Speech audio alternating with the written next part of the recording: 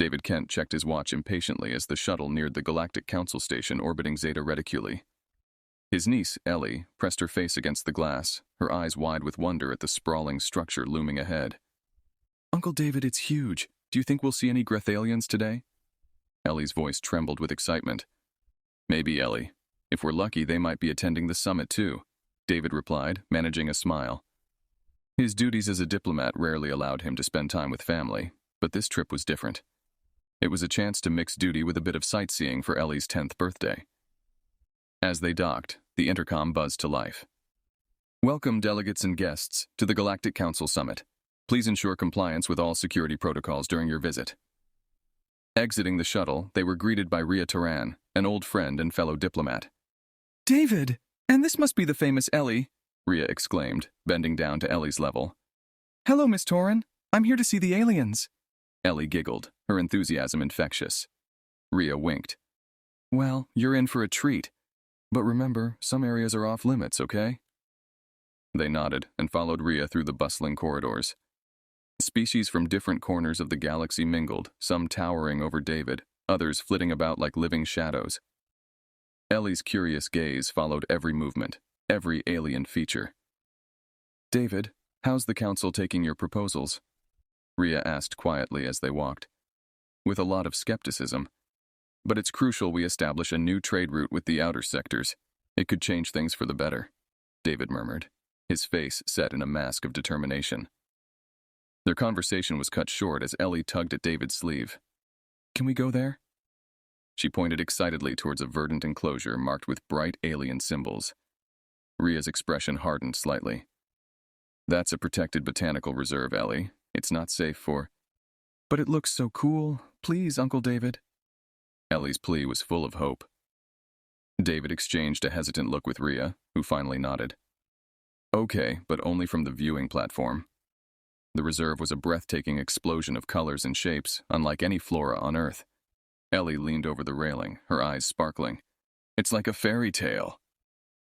David's attention, however, was caught by a heated argument between two alien delegates nearby. Their voices rose, bristling with tension. "Irresponsible to even consider," one of them, a towering crystalline entity, bellowed. "Progress demands risks," retorted the other, a sleek, dark-furred Narlithian. Ellie, curious, drifted slightly away towards a less crowded spot for a better view of the exotic plants below. David, absorbed in the debate, didn't notice her slip under the railing and into a restricted pathway, lured by the vivid allure of a glowing flower. Suddenly, a piercing shriek cut through the hum of conversation. David spun around, his heart dropping as he saw Ellie stumbling back from the plant, her hand clutched to her chest.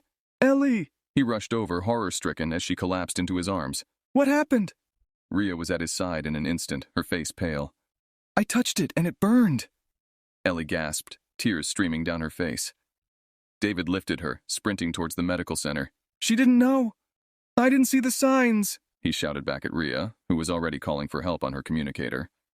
As medical staff took Ellie from his arms, David's gaze was steely, his jaw clenched. This accident, this oversight, would not go unaddressed. The spark was ignited, and from it would arise a storm the council had never anticipated. In the stark, sterile room of the station's medical center, Ellie lay quietly on a bed, her breathing steady but shallow. David stood by her side, his hand gripping hers, his eyes dark with worry. Despite the assurances from the medical team that she would recover, the anger and frustration boiling within him were palpable. "Mr. Kent, she's stable, but we must report this incident to the council for further investigation," Dr. Aline, a soft-spoken Zolarian, informed him. David nodded stiffly. "Make sure they understand this was not just an accident. That area should have been better secured," he responded, his voice low but firm. As they exited the medical center, Ria approached, her expression grim. "David, the council is already in session. They're discussing the incident. You should be there. They need to hear your side." David glanced back at Ellie, then set his face resolutely. "Let's go." The council chamber was a vast, circular room, with delegates from numerous species seated around a central dais. As David and Ria entered, whispers filled the air, many eyes flicking towards them with a mixture of curiosity and concern. The council's president, a venerable Thalassian named Soren, gestured for silence. "We acknowledge the unfortunate incident involving a human child. While we regret this occurrence, It is a reminder of the importance of adhering to safety protocols. David's patience snapped. He strode forward, his voice carrying across the chamber. A reminder? My niece was harmed because your protocols are inadequate. This council's negligence is to blame. Murmurs erupted around the room. Soren raised a hand for silence. Diplomat Kent, while we sympathize with your distress, the area was clearly marked. The responsibility to supervise the child was yours. Rhea stepped forward, her tone diplomatic yet assertive. With all due respect, President Soren, the signage is not adequate for non-native species. We must address the potential hazards more clearly to prevent such incidents. A hush fell over the chamber as a prominent Zakar delegate stood. If we begin adjusting every aspect of our facilities to cater to every species' needs, where does it end? We must consider practicality. David felt a surge of frustration. Practicality? We're talking about safety, about lives. If this council cannot safeguard a visiting child, how can it claim to govern effectively? His words struck a chord, and several delegates nodded in agreement, but Soren remained unyielding. The matter will be reviewed, but let us be clear. The rules were established for a reason. This council will not be swayed by emotional appeals. Rhea leaned in, whispering urgently to David. This isn't over. We can rally support, build a case. Let's work the channels, gather allies. David's gaze hardened as he looked around the room, noting which delegates seemed sympathetic to his plight. Very well, he conceded quietly. This isn't the end. As they left the chamber, David's mind raced with plans. He couldn't let Ellie's suffering be in vain. If the council wouldn't act, he would find another way to ensure such a tragedy never happened again. The seeds of dissent were sown, and David Kent would lead the charge for change, not just for Ellie, but for all who ventured within the reach of the Galactic Council. David Kent sat hunched over his desk, the glow of his data terminal illuminating the concern etched deeply across his face. He had resigned his diplomatic post, a move that shocked many but felt like the only course he could take. His new mission was clear: to force a change within the Galactic Council, a change that would ensure safety and justice for all. His comlink beeped. A message from an old friend, Lenar, a mechatronic engineer from the mining colonies of Draxos 4. David answered with a weary, Yes? David, I heard about your resignation. I can't say I'm surprised. Lenar's voice crackled through the static. You have my support. What's the plan? David's lips curled into a determined smile. We're going to show the council they can't ignore us. I'm gathering a coalition. We need expertise, resources. We need everything you can offer. Lenar's response came swiftly, an undercurrent of excitement in his tone. You'll have it. I'll spread the word. We'll start organizing. Over the next few weeks, David traveled from one system to another. His message was always the same: unity against the council's overreach and negligence. To his surprise and relief, support came from many quarters. Sympathetic species who felt marginalized by the council's policies joined his cause. Human colonies, long seeking a voice within the council, rallied eagerly behind one of their own. One evening, on the forest moon of Naloria, David met with representatives of various allied species in a secluded grove. The air was thick with the scent of lumina flowers, and bioluminescent insects cast a gentle glow around the clearing. A tall, bipedal creature with iridescent scales, Delegate Thisbe from the aquatic planet Hydros, spoke first. We've seen what happens when the council prioritizes bureaucracy over beings. It's time for action. Next to speak was Joran, a cybernetic historian from the academic planet of Cerebrum. Our archives contain enough evidence of the council's failures. It's time to bring this to light, to show the galaxy the need for reform. David nodded, feeling the weight of their trust and expectations. We start by exposing their injustices. Lenar, any progress on the communications network? Lenar, joining via a holoprojector, replied, The network is almost ready. We can launch a galaxy-wide broadcast within a week. We'll tell your niece's story, show the council's true colors.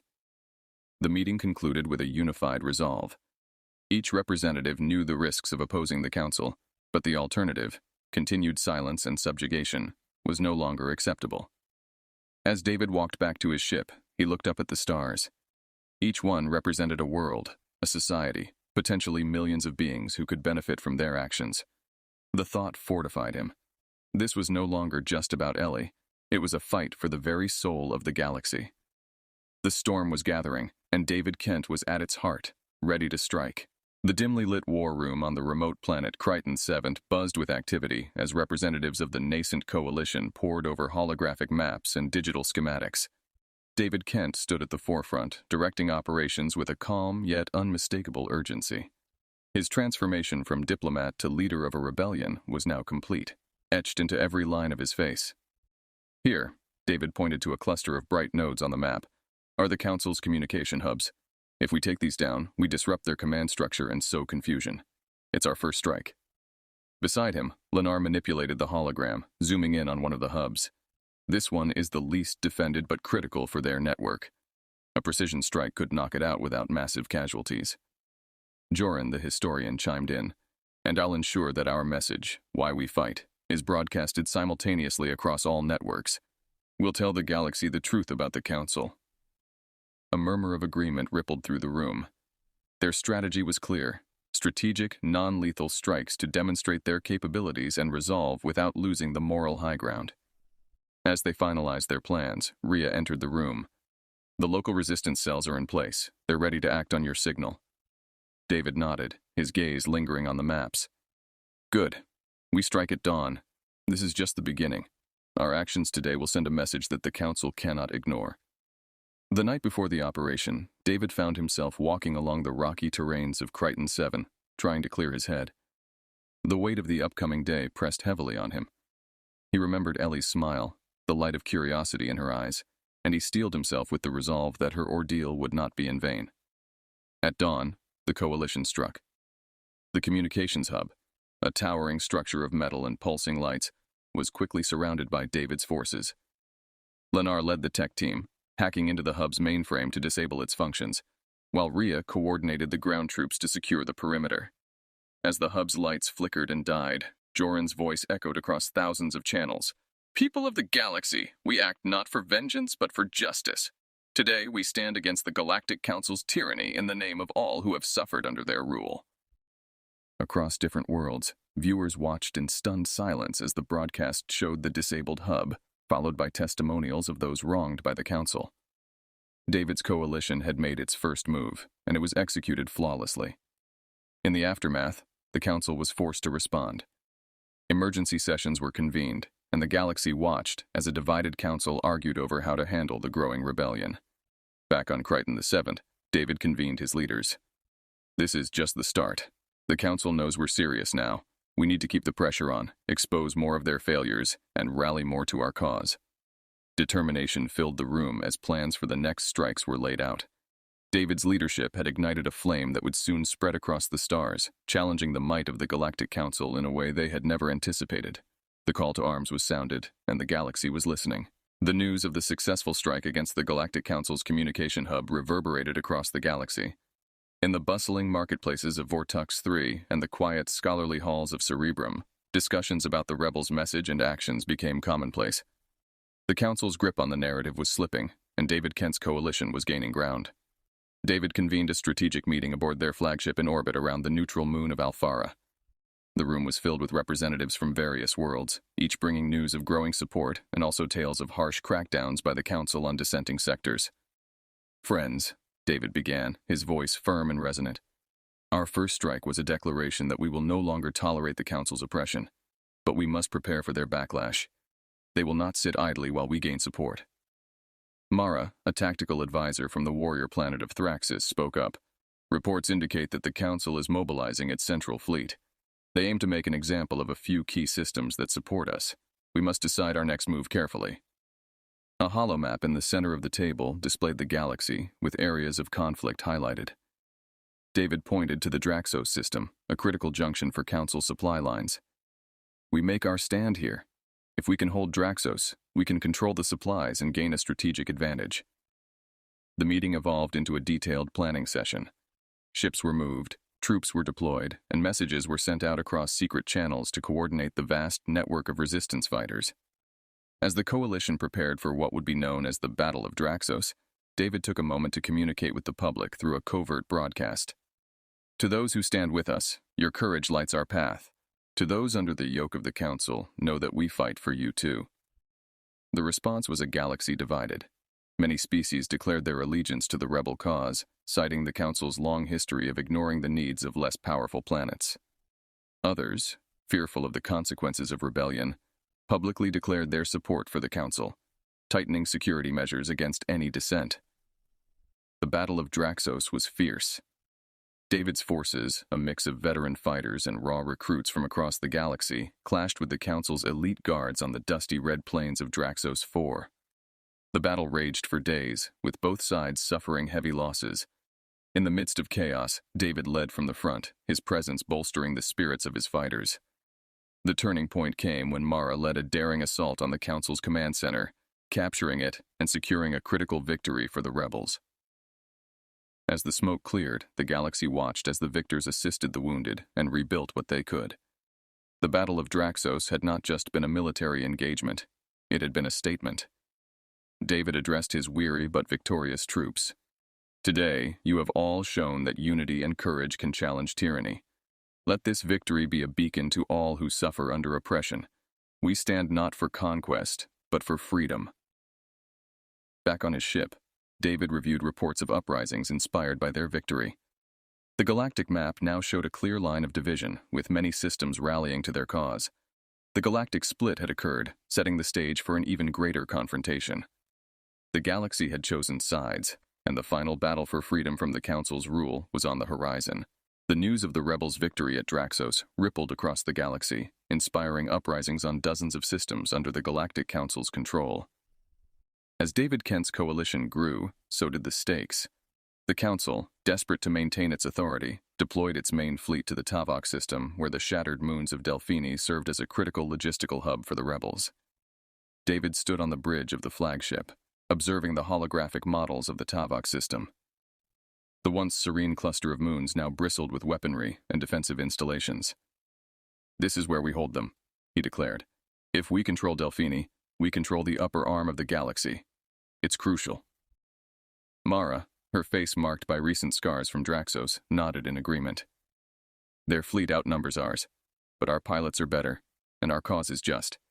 We'll use the moon's broken terrain to our advantage." The battle began with a barrage of fire from the Council's dreadnoughts, aiming to crack the defenses on the largest of the broken moons. David's forces, nimble and quick, used the debris fields as cover, launching counterattacks that harried the larger, slower enemy ships. As the conflict escalated, David coordinated the movements of his fleet from the command center. "Focus your fire on their flagship. Disrupt their command structure," he instructed calmly, his eyes tracking every explosion and maneuver on the screen before him. The rebels' smaller fighter ships darted through the debris, led by the ace pilot Jex, a daring Savorian who had become something of a legend among the rebel ranks. Jex's squadron slipped through the Council's flanks, delivering precise strikes that left the Council's ships reeling. Below, on Delphini's largest fragment, ground forces clashed. Mara led the charge, her troops pushing forward under a rain of blaster fire. They moved towards a key communications array, essential for the Council's coordination. Capturing it would cripple their operational capabilities. As the battle reached its climax, a daring maneuver by David's flagship turned the tide. The ship plunged into the fray, its guns blazing, drawing the fire of the Council's dreadnoughts. This allowed Jex and his squadron a clear shot at the enemy's engines. With a triumphant roar over the comms, Jex reported, "Direct hit, their flagship is down." Cheers erupted across the rebel fleet, but David remained focused. "Secure the moons, rescue any survivors. This battle is won, but the war is far from over." In the aftermath, the broken moons of Delphini were in rebel hands, but the victory was bittersweet. The moonscape was scarred by craters, and many lives had been lost on both sides. David stood amidst the ruins, surveying the cost of their freedom. He addressed his tired, dirt-streaked fighters. "Today's victory is critical, but remember those we've lost. Honor them by fighting not just with courage, but with compassion. We fight not to become what we oppose, but to create a galaxy where this kind of conflict is no longer necessary." The Battle of Broken Moons not only secured a strategic advantage for the rebels, but also demonstrated their ability to overcome seemingly insurmountable odds. It solidified David's reputation as a leader capable of uniting disparate groups under a common cause. The Galactic Council, now seriously weakened, had to reconsider its strategy, while David's coalition prepared for the final push, knowing the hardest battles were still to come. The Galactic Council's headquarters, a massive space station orbiting the capital planet of Primus, bristled with defenses.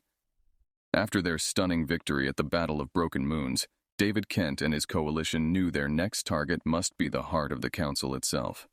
It was a bold plan, aimed not just at a military victory, but at capturing the political and symbolic center of the galaxy. David convened his top commanders in the strategy room of their flagship. The room was tense, the air thick with anticipation and the weight of the task ahead. "This is it," David began, his voice steady and commanding. "Taking the Council's headquarters isn't just about defeating them militarily, it's about sending a message to the entire galaxy that the era of their tyranny is over." Mara, her armor still marked from the previous battles, nodded. "The station's defenses are formidable, but there's a weak point here." She pointed at a section of the holographic model. "An old maintenance dock that's lightly guarded. It's our best shot for a covert entry." Jex, the ace pilot, chimed in. "Once we're inside, it's going to be a ground fight. My team can handle the initial breach, but we'll need heavy support to take the command center." The plan was set. David's forces would launch a feint attack on the opposite side of the station, drawing the Council's forces away from the real point of entry.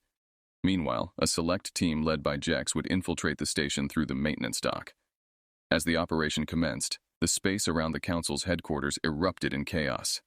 David's fleet, now a formidable force, engaged the Council's armada with ferocity, while Jex and his team maneuvered their stealth craft towards the station.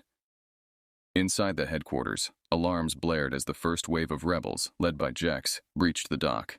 The fighting was intense, with Council security forces putting up a fierce resistance.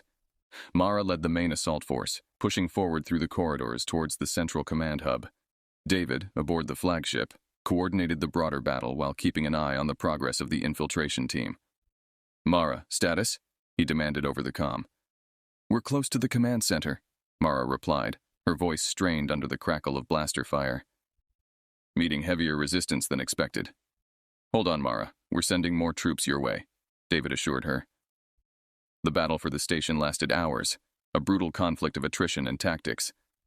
Finally, Mara's team broke through to the command center, securing it after a fierce skirmish. Jex captured the station's communication systems, broadcasting their victory to the galaxy. David finally set foot on the station, walking through the debris-strewn corridors to the command center.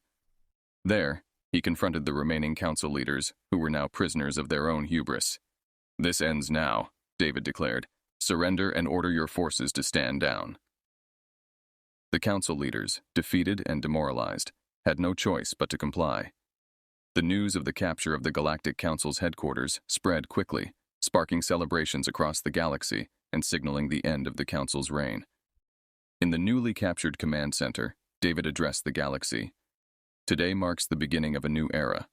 Together, we have shown that unity and courage can overcome tyranny. Let us move forward as a galaxy united in peace and justice." The fall of the Galactic Council's headquarters was not just the climax of the rebellion. It was the dawn of a new chapter in galactic history, one where fairness and justice promised to replace oppression and autocracy. David's leadership had proven crucial, not just in winning battles, but in inspiring a vision for the future. In the aftermath of the Council's defeat, the massive space station that had once served as the heart of their power began its transformation into the symbol of a new alliance. David Kent, now widely regarded as a unifying figure, spearheaded efforts to establish a more inclusive and democratic governing body. The station's once austere and intimidating halls were filled with representatives from across the galaxy, all gathered to witness the inauguration of the new governing council. David stood before the assembly, the weight of his new responsibilities clear in his expression, yet his voice resonant with hope. "Today, we stand at the dawn of a new era," David began, addressing the crowded chamber. "We have fought hard to replace tyranny with democracy, and though our journey was fraught with hardship, it has brought us here, united in our diversity and our shared desire for peace." As he spoke, the representatives from various planets nodded, their faces a mosaic of the galaxy's diversity. Among them was Mara, her warrior's attire replaced with the formal dress of a diplomat, and Jex, who had traded his pilot's gear for the role of security chief. David continued, "Our new council will not be governed by the few, but by all. We will ensure that every voice is heard, that every grievance is addressed fairly. We are diverse, but in our new system, we find our strength." The assembly erupted in applause, the sound echoing through the halls. After the ceremony, David walked through the station, now bustling with activity, as preparations were underway to rebuild what had been destroyed and to improve what had been neglected. In a quieter corridor, he paused by a large viewport, looking out over the stars. Rhea joined him, her eyes reflecting the starlight. "You did it, David. You really did it," she said, a note of admiration in her voice. David smiled, his gaze still fixed on the cosmos. "We did it, Rhea. It was never just me. It's been every single one of us believing we could make a difference." "Where to now?" Rhea asked, a hint of curiosity in her tone. "Now, we build. We ensure that this council serves its purpose. We help heal the wounds of war and make sure that no one, not a single child like Ellie, ever suffers under the indifference of those meant to protect them," David replied, his voice firm with resolve. The challenges ahead were many. Rebuilding war-torn planets, integrating diverse governmental systems, and ensuring lasting peace would require all of David's diplomatic skills and the cooperation of the newly formed council. As the stars twinkled above, the galaxy seemed to watch in anticipation of what was to come. Under David's leadership, the sense of a new beginning was palpable, filled with the promise of peace and the enduring spirit of a united galaxy. This new dawn was not just a cessation of conflict, but a celebration of what could be achieved when beings from across the stars came together for a common good. The station, once a symbol of oppression, now shone brightly as a beacon of unity and hope, a fitting testament to the power of resilience and the enduring spirit of freedom.